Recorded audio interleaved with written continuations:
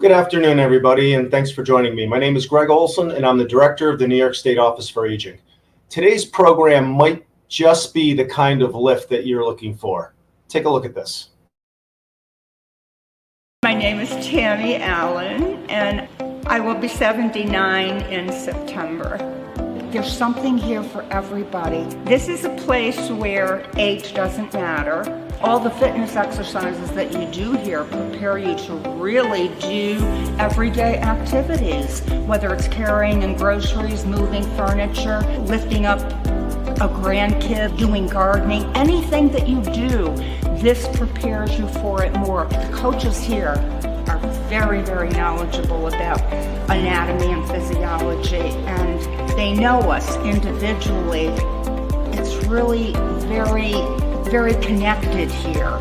Everybody's really rooting for everybody else. It's your body. It's everything that you are. Now, live with Greg Olson, Director of the New York State Office for the Aging.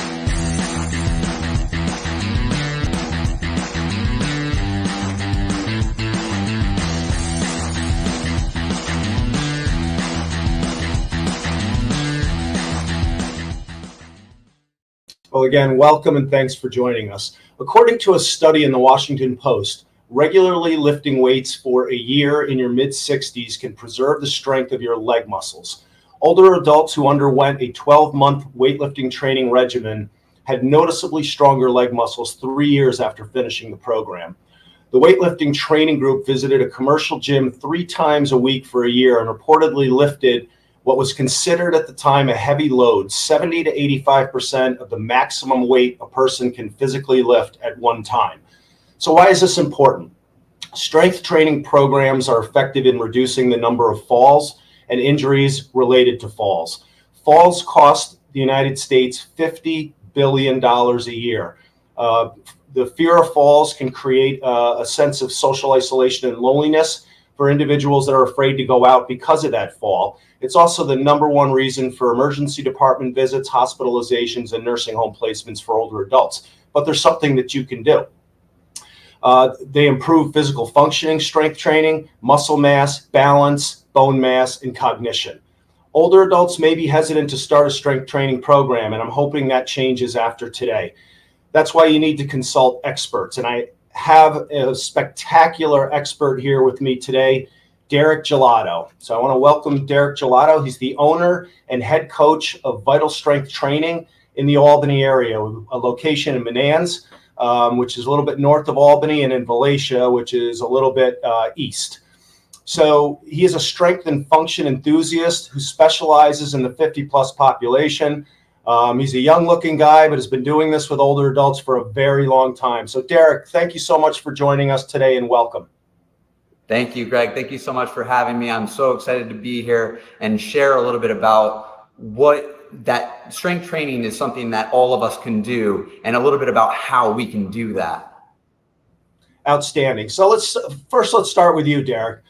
Tell us a little bit about yourself and how you got interested in really specializing with strength training for the older adult population. There's a lot of different stories here, Greg, so I'll try to make it brief. To start, early on in my career, I got the opportunity to work with some folks in their 70s and their 80s, and it was just a fluke thing that happened. And early on, I started to realize the benefits that they would receive by getting these strength and function trainings, these aspects of strength and function. Simple things like walking up and down the stairs with a laundry basket, right? Being able to do their yard work and gardening. But one of my favorite stories that really served as a catalyst for this was working with one of our now clients. His name is Jim Davis. And the first time that I met him, it was a referral from his son. He came in, he was there 30 minutes before me. And he's sitting there in the chair with his arms folded up like this, not happy to be there at all. I said, "Hey, Jim, it's very nice to meet you. Tell me a little bit about yourself." He goes, "I'm not happy to be here. I don't want to be here. I don't believe that this is something that's going to be good for me. I'm going to give you 3 months. I'm going to give you 3 months to show me that this is something that I need to do." And it's funny because knowing him the way that I know him now and the way that everyone sees him here, they would never guess that was his predisposition. But he seeing the transformation that he had in 3 months, and now 10 years later, what he's been able to do and how strong he's gotten, and his ability around the household, helping his wife, playing with his grandchildren, and then he can deadlift close to 400 pounds, which is just a really nice side benefit to the whole thing. I mean, it's an amazing story. One of the things that we spend a lot of time on at State Office for Aging in New York and nationally is really combating ageism. Age is just a number, and there's so many things that older adults can continue to do or learn, right? Aging is a journey. So talk to us a little bit about what is to be gained by strength training as we age. Yeah, totally, Greg. Thank you for that question. So a lot of it, and I'll throw these terms around a lot, it has to do with strength and capacity. But what does that really mean? So for a lot of us, we think about strength in terms of the most amount of weight that we can move, and that's an accurate depiction. But also, how much of that work can we do? So I want to know, as a human ages, as someone ages, what kind of weight can they move, and then how sustainable is the effort that they're doing. And that's what we're trying to grow. Back on, little tech difficulty. Oh, there we go. Go ahead, you're back. Okay. Thank you. All right. Okay. So what I was trying to say, I don't know how much of it came through, but was about strength and function. And so what we're looking for here is the body's ability to be able to move a great amount of weight to demonstrate that strength, but also how sustainable is that effort. So you could think about something like yard work or gardening, moving things around the house, and being able to do that consistently and continuously. Yeah, and without fear. I mean, the story that you talked about, right? The guy gave you 3 months, 10 years later. And as we were talking prior to the show, you have a lot of clients in their 70s and 80s. So I'm going to ask you a straightforward question. How old is too old to start strength training? There is no such thing as too old, Greg. So long as we have someone who's willing, even if you are bound to a chair or a wheelchair, we can still strengthen the upper body, and we can get the body moving, even if it's just lifting your legs out of the chair to strengthen things like your hip flexors, your quadriceps, so on and the like. And who knows what that will turn into. It's just about getting the body moving and working, contracting the muscles, and seeing where that takes us. Yeah. So in the example you gave, the gentleman, Tom, gave you 3 months, right? He probably thought he was putting pressure on you. You know better. But for the average person that you see, because you have well over 200 clients at your locations, how long does the typical person, experience positive results? And I can't imagine that when you start to see that, it's not a huge motivator. Yeah, that's a really, really good question. And there's a couple things that I want to go over here, because for a lot of the members and clients that we work with initially, the first thing that they start to notice is some neurological components, cognition. There's a different way to think about exercise. There's a different way about organizing our body and being intentional about movement, that we start to pay attention to things like our shoulders being up in our ears or something like that. We pay more attention to movement, and that neurological effect takes place pretty rapidly, sometimes within the first workout or two. Then there's physiological changes. And for many of us, if we're working out 2 times a week and we're doing it with the intention of strength training in particular, we'll start to see physiological changes, more muscle tone within a month to at most 3 months, if we are challenging the body appropriately. And there's Tom again. Yeah, look at that. I love it. You had mentioned that this is beneficial also for people in wheelchairs, etc. So if somebody is injured or have limited mobility, how does somebody like that strength train? So no question about it, Greg, this can be tricky. And this is one of the things that I've always gravitated towards. I like a challenge. I like to be creative with this. So it's about meeting the body where it's at, which is not just a physiological thing, it's also a mental thing. You mentioned the fear of falling, and there's so much more to it than that, being inside a gym and not knowing who's going to be on the other side for you. So it's trying to get a gauge on where that person is at, what they feel comfortable with movement wise. If they have a knee injury, they might not feel comfortable doing things like squats, but we might be able to pivot and do something called a sit stand, where we're basically mimicking a squat pattern, but we're sitting down and standing up just like we would with any other chair that we sit down and stand up out of.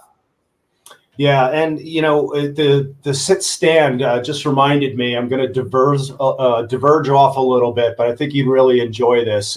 We have a partnership with a company that redesigned games to be intergenerational. They're Hasbro games, and we went to a social adult daycare where, when we entered, every participant there was doing chair exercises. They were either in wheelchairs, had come in with walkers, but they were all sitting down doing these exercises.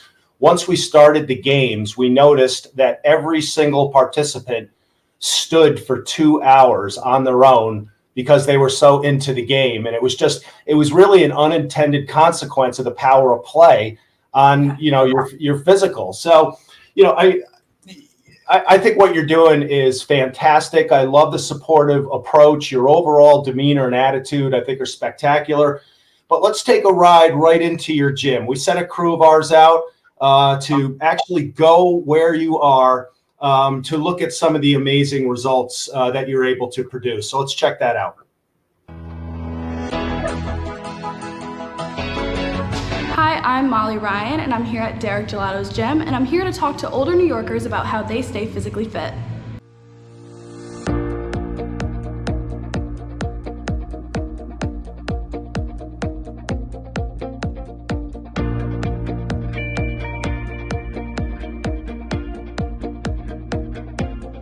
Well, I've been so fortunate to work with so many folks as they get older throughout their lives, and seeing the positions that puts them in, and as they get older, seeing how the strength training has benefited them in their day-to-day lives. It's increased their functional capacity in day-to-day, their longevity, their quality of life and living. Some of them are living on their own, and they're able to do that because of the stuff that we do inside the gym. You've got to love your body. Your body loves you. You have to, you've got to take care of it. You really have to take care of yourself. You have to be able to do things. You wind up doing things you never thought you could do if you decide that life is really good.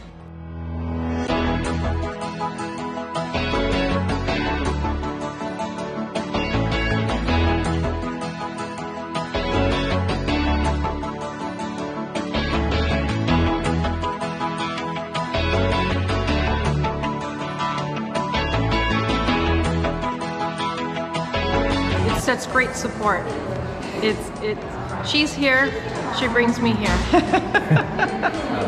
And everyone is really supportive, and it's not about what you can lift.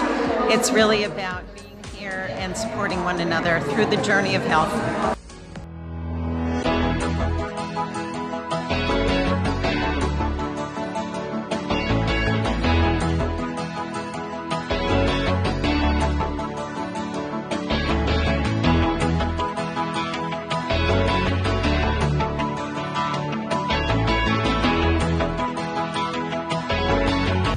If you're an older adult looking to stay physically fit, contact your local office for the aging or contact a local gym. Thank you to everybody at this gym for the great experience.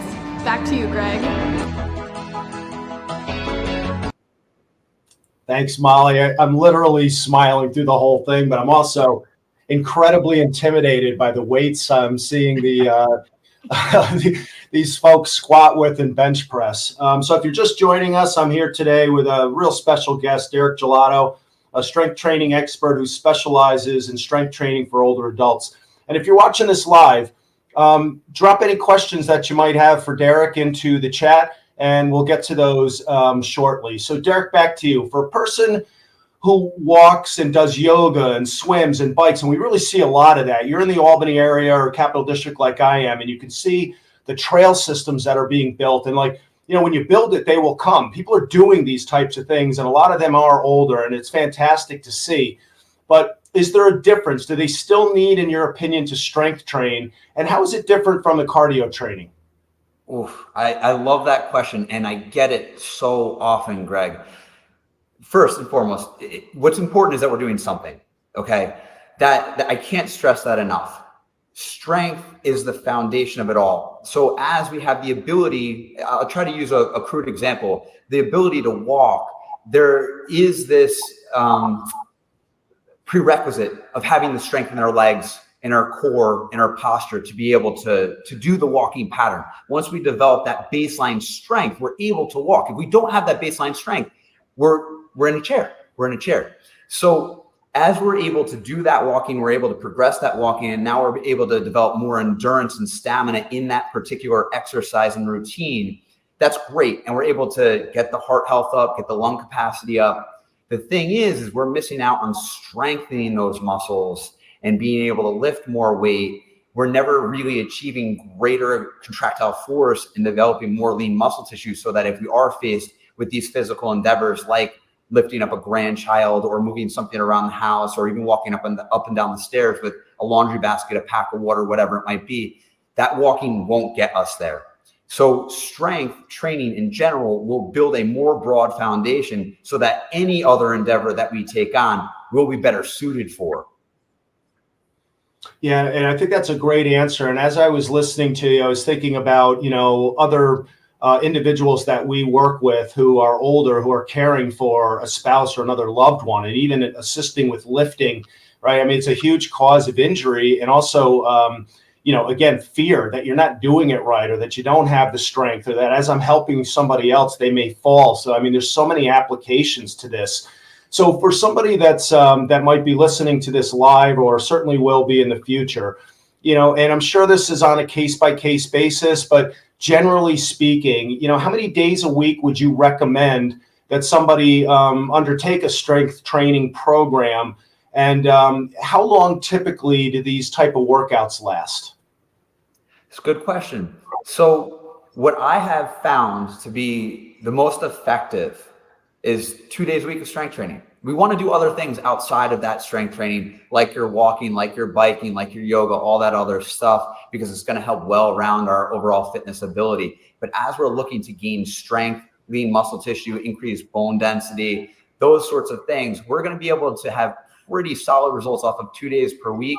And then 3 days a week, if we're really getting after it. Those training sessions in particular really need not be much longer than 45 minutes, 60 minutes at most. Some of it will depend on how broad our capacity is. If we're in a position where we're squatting something like 100 or 200 or 300 pounds, the session itself will grow in density because there's going to be more warm-up time and getting up to that weight and overall rest in between the sets and things like that. Okay, that's great. And I think this next question, I think, is a really good one. I'm excited about your answer. There may be people watching that are thinking, I don't have the strength. I'm afraid to get started. I'm afraid of hurting myself. I was looking at the people lifting, and they're lifting way more than I would do. So maybe concerns about how much weight, but you don't just jump in. And I think the guy that was squatting probably had 2 45ers on each side, right? You don't just start there. So for somebody that may be like, well, I'm worried about getting injured, et cetera, what's your advice to them? So early on in my career, I had the massive benefit of working with a very intelligent coach down in the city. And he said something that's always stuck with me. And that is, injury is a result of the body's inability to slow down. So I say this to people when we're having the conversation about, should I go up in weight? Should I do this exercise in particular? And I really like that because it covers a lot. Any movement that you take on, if you're able to do it slowly and controlled enough, the risk for injury is really, really, really low, because at any point you can stop. You can slow down and stop. So no matter what exercise it is that you're doing, whatever weight that you decide, so long as you can do it slowly, intentionally, before you start to move more quickly, or you increase the weight, make sure that you've got the movement down. And I can talk about exercises beyond that a little bit more specifically, but I like that as a general thing, because most of us are going to take on different styles of training programs, and there's just not a one size fits all. Right. I think that is absolutely great advice, which is why professionals like you are so important. And that's where you go first. You don't want to start with, a 100-pound bench press in your home. and because that will lead to injury. So it's doing it the right way. So there's not many, or at least I don't think that there is, and hopefully 10 years from now there will be. There's probably not a lot of Derek Gelatos out there. So how do you recommend an older adult that may not be in the Capital District area, because we cover the whole state and this will go beyond New York State, how do they find a strength training coach that is right for them? You're right, Greg. This is a tricky realm to navigate. You never know who's going to be on the other side of that door, and you're never going to know for sure exactly who it is that they work with, like the demographic of folks that they work with, and what their training methodology is. So I would really boil it down to, do you feel like they care? And if they care, even if they're not the greatest trainer, that's going to transcend whatever they might be lacking in terms of the tools that they can deliver in rounding out your program and getting started and being able to do these things, squatting, benching, deadlifting, and beyond, really requires a coach that has that level of empathy and is able to connect with you and be able to see you where you're at to progress you from there. Instead of, this is my agenda, I'm going to push this on you. So if someone is nervous about that, I would say, do your research, get out there, connect with coaches that you feel like might be a good fit, and ask the questions that make you feel like they care about what you need. Great. That's great advice. I'm going to ask Alex to pull up our Get Set Up. So for individuals that are looking for online classes and strength training and other fitness, we have a partnership with Get Set Up. And if you click that link, it is free for anybody 50 years or older. And all of the classes and courses are led by your peers who are also 50 and older. I want to talk a little bit about the hand-in-hand nature of, when it comes to healthy aging, fitness and nutrition really go hand in hand. So I want you to take a look at this video to learn more. What's Cooking with Nice Sofa? A new cooking show from the New York State Office for the Aging and SNAP-Ed New York. Each month, registered dietitian Wendy Beckman demonstrates exciting recipes that are quick and easy to prepare and won't break the bank. New episodes premiere on the last Friday of every month at 12:30 p.m. Save time, save money, and eat healthy. What's Cooking with Nice Sofa? Streaming on Nice Sofa's Facebook and YouTube channels. So if you take a look at that, we've had over 2 million watches on What's Cooking, and I learned a while ago to eat lunch before that promo because I always walk away hungry. Derek, before we turn to audience questions, and we got some good ones, is there anything that I didn't ask you that you want to mention, or anything that you already talked about that you just want to underscore? There is. So there's the clips of Tammy Allen, and she's incredible for a variety of reasons. When earlier we spoke about pre-existing conditions, injuries, things that would interfere with movement or exercise, keeping people out of the gym. Tammy, who is now, I probably shouldn't say her age, but she's going to be 83. She has had both knees replaced, a hip replaced, and a shoulder replaced. When she came to us, she could not squat. And you see the clip of her squatting a decent amount of weight through a full range of motion. She has worked really, really hard, and the credit is really all hers. All I did was stand by and help her with a program, some correcting and cueing. She did the work. But the importance of highlighting that is that it can be done. Someone who is in their late 70s started that. And now in September, we're going to a national powerlifting event. We're going to Utah in September for her to lift at nationals. I mean, that's unbelievable, and I'm glad you shared Tammy's story. And you're very humble, and I love that about you. You did do something. You cared enough and motivated her. She did the work, and got to give her a ton of credit for that. But you're responsible for that as well. So I can't thank you enough for what you're doing. I think this is spectacular. Alex, let's run into some questions, if you would. What are the 3 most important movements for building strength and balance while also maintaining bone density? This is a great question. I love it so much. It's, in terms of the practitioner, it's really simple. We're going to do a squat, we're going to do a bench press, and we're going to do a deadlift. We want these big compound movements, ideally with some version of a barbell or something comparable. And the reason why we want a barbell as opposed to dumbbells, which are those more handheld weights for those that don't know that, or kettlebells, which they're all great tools. All of them are great tools. But as we work with these larger implements, we're able to move a greater load, which is going to have a greater impact on lean muscle tissue and bone density. And you have to balance the bar. So these are massive in developing those features. And the building strength component we need to be able to load the weight up heavier in order to achieve those things. So those are the fundamental movements. You got the squat, the bench press, and the deadlift. Finding an appropriate weight. The standard bar it tends to be 45 pounds, which is going to be a lot for many of us. But there are barbells that exist out there that are 5 to 15 pounds, which you can do those things. Once you've laid out the foundation, you can build upon that. That's great. Thank you.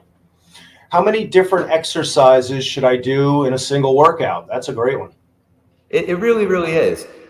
First and foremost, the workouts that we're talking about are strength building workouts. So I want to preface with that. With strength building workouts, we might see as few as 3 exercises, but we don't really want to exceed 5 or 6. And the reason for this is we're really focusing on these singular exercises as our means to create the stimulus of building strength. So at some point, we're going to see a huge drop off in what our energy and our capacity is if we're moving heavier weights the way that we're supposed to. Great. How many sets or rounds or repetitions should I do for each exercise? As a general rule of thumb, I like 4 sets. 3 depending on what the exercise is, but generally 4 sets. So I'm going to go through this exercise or these exercises 4 different times. It gives me enough time to really warm up to the exercise, not just physiologically, but also neurologically. I need to get that neural pattern down. I need to know what my body is doing. So across those sets, I'm getting a little bit more proficient. And then I might even be able to build a little bit heavier in the weights. So that's really important. Another general rule of thumb is 8 to 12 repetitions. And there's a lot of different information out there as to why you should lift with lower reps or why you should lift with higher reps. But that 8 to 12 rep range, I like it because it allows us to have the potential to lift a heavy enough weight where we can achieve those lean muscle tissue and those bone density gains.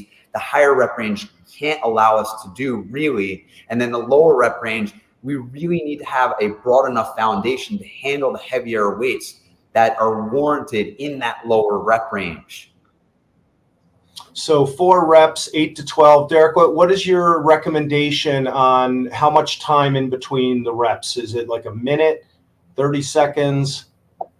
So this largely depends on what stimulus we're looking to achieve. So I'll go back to the initial preface, which is we're doing strength training here. So as we're doing strength training, because of the energy systems that we're employing, we need more time to recover so that we can put forth that same effort. If we don't take a long enough rest period, we end up being more in an aerobic or endurance stamina stimulus, which is great. But if we're really looking to build strength, function, and capacity, we need 2 to 3, up to 4 minutes of rest if we're moving a heavy enough weight. Oh, great. Okay, that's not what I was told, so I'm so glad that you corrected that. And if it's okay, I'll expand on this a little bit because sure. That's something that we go over all the time in the gym, and a lot of times we get that response. I'm really surprised by that, And so most of us are familiar with running in some capacity, and so I'll use the analogy of if I'm going to run, 400 meters, I'm going to run one time around the track. I'm not really going to be able to sustain an effort where I'm going to be able to run as hard as I can for 400 meters. So one time around the track, so I'm going to probably jog it. I'm probably going to jog. Whereas if I run 100 meters, a quarter of the length of the track, just the straightaway, and I can run as fast as I can, those are very different things. If I run one time around the track, I could probably rest 30, 40, maybe 60 seconds. I feel good. I'm going to go for another one. If I run as hard as I can, just the straightaway of the track, I'm going to be sucking wind for a little bit. I'm going to have a hard time getting back to that 100 meters. I might need 5 minutes of rest before my heart rate comes down and I'm able to breathe again. Yeah, okay, that makes total sense. Thank you. Luanda has a question that was exactly the question I asked you. Do you do virtual coaching? We dabble a little bit with virtual coaching, and I appreciated the question earlier when you asked me, Greg. I am very passionate about helping people in whatever way that I can, but I also want to make sure that I do the best that I can to set them up for success. So seeing people in person, that is the ideal setup. That said, always feel free to reach out to us through the website, and if there's something I can help you with getting started with, I can do that virtually. That's great. Thank you. What about cardio? I know you talked a little bit about this earlier. How often, how much, and how challenging should it be? Cardio is so wonderful and fantastic. The one thing that I'll say about it that I think is important that we recognize is the premise of cardio is being able to continue to move through whatever exercise, like walking or running or swimming. We've got a ton of repetitions in order to achieve the stimulus that we're looking for. A lot of repetitions means a lot of work on the body, a lot of work on the shoulders, a lot of work on the knees, the hips.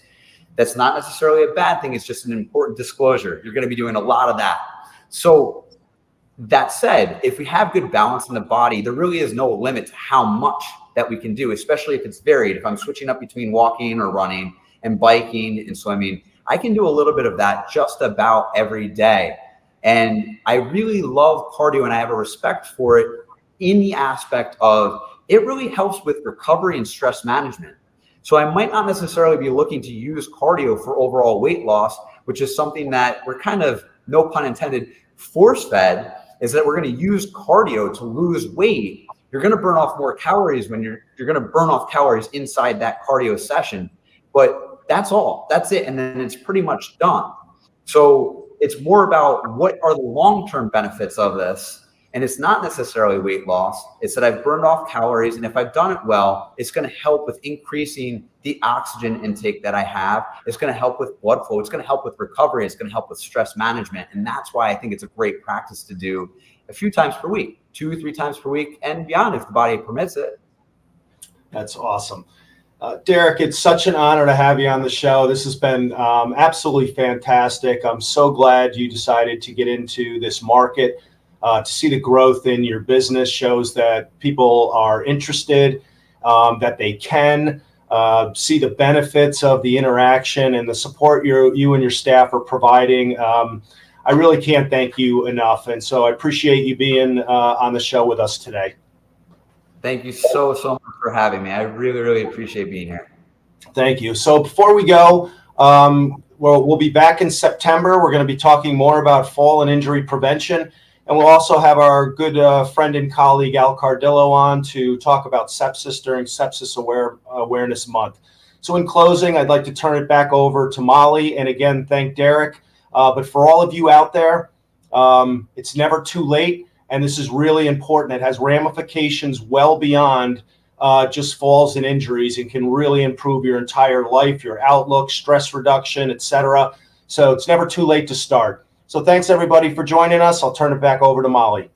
Hi, I'm Molly Ryan, and I'm a communications intern for the New York State Office for the Aging. I am so happy to be on board with this agency, and I'm for sure learning a lot. I have recently learned about the agency's YouTube channel, which has so many resources for older adults and their caregivers. There's a reason they have millions of views. Like and subscribe today.